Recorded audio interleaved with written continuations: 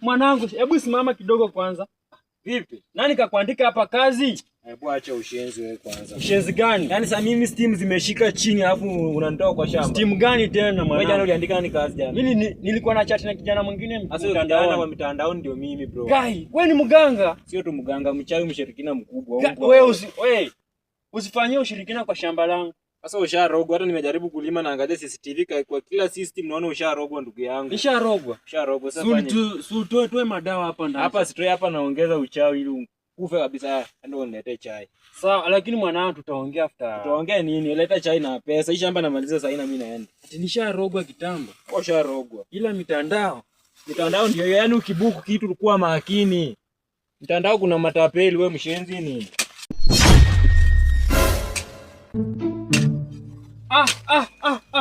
Mwanangu, hebu simama kidogo kwanza.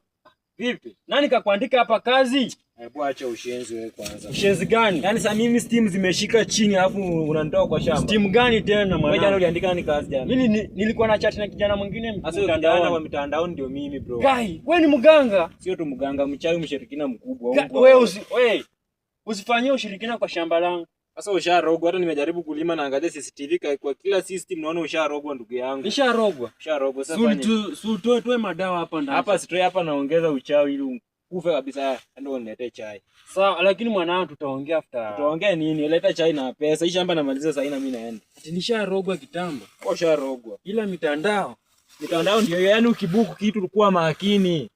Mitandao kuna matapeli, wewe mshenzi nini?